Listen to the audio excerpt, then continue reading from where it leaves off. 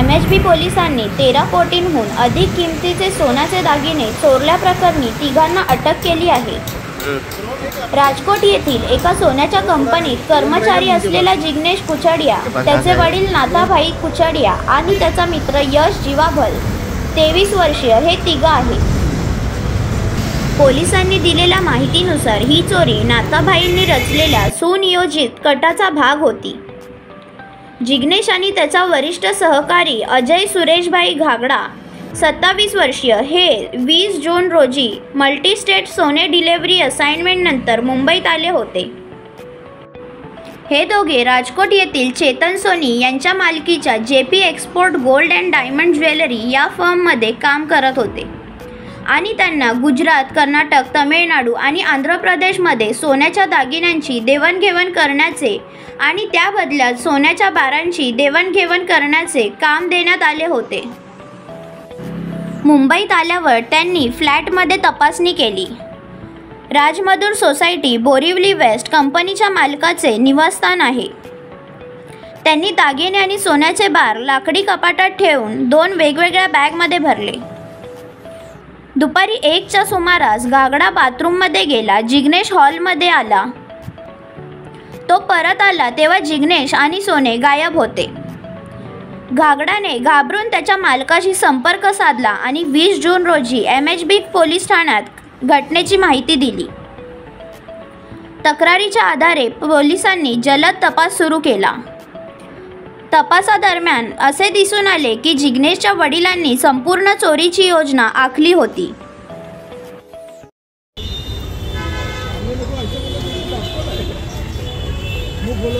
Dental ठीक है, अच्छा बना लो तो मैं नहीं, हाँ ठीक, अलग अलग बना लो भाई, सबको अपना अपना।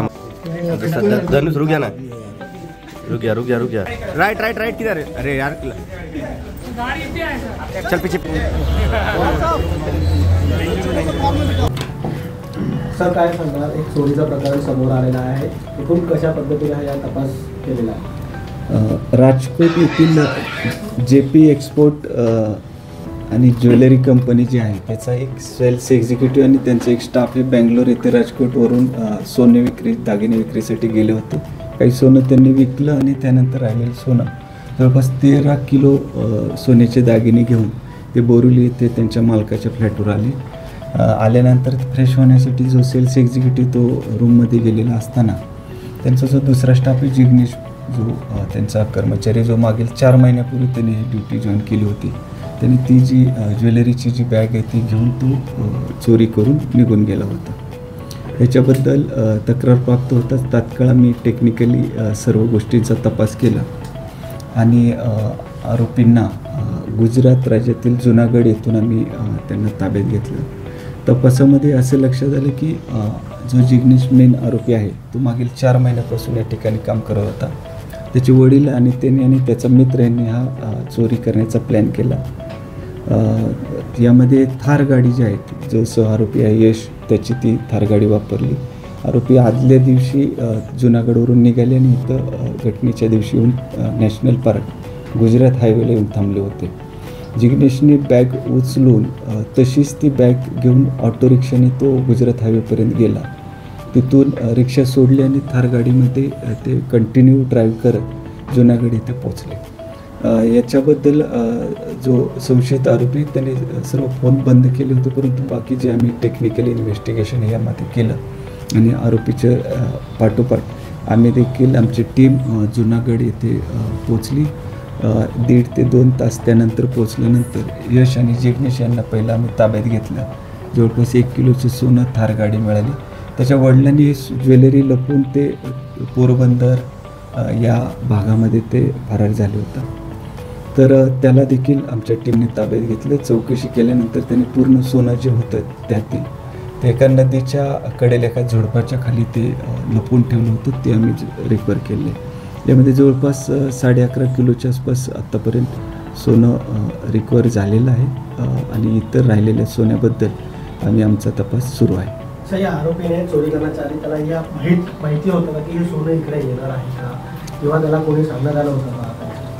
याच्या पूर्वीसुद्धा हा आरोपी मुंबई आणि त्यासोबतच तो याच्या बेंगलोर अशा ठिकाणी तो सोने विक्रीसाठी गेलेला आहे। त्याच्यामुळं त्याला थोडासा विश्वास बसला होता आणि त्यामुळं सेल्स एक्झिक्युटिव्हने यांना मालकांनी यांना पाठवून दिलं होतं सोबत.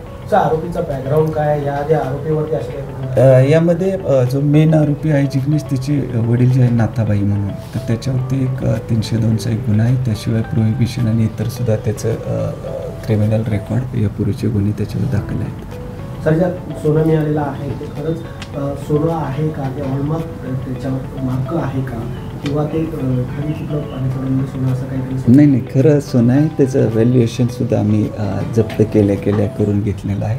आणि त्यांचं जे चोरीला गेलं सोनं ते इंटॅक्ट तसंच त्या बॉक्ससह ते आपल्याला रिकवर झालेलं आहे. जवळपास याची किंमत 12 कोटीच्या आसपास या दागिन्यांची किंमत आहे. या तपासात अजून कुठलेही आरोपी नाही, आत्तापर्यंत झालेल्या तपासात या तिघांनीच अतिशय विचारपूर्वक ही चोरी घडवून आणलेला आम्हाला निष्पन्न झालेला आहे आणि राहिलेला आम्ही तपास त्या दृष्टीने आम्ही करत आहोत. ठीक, थँक्यू. नवीन घडामोडी पाहण्यासाठी आजच आम्ही मुंबईकर 24 तासला लाईक करा, सबस्क्राईब करा आणि अपडेट रहा.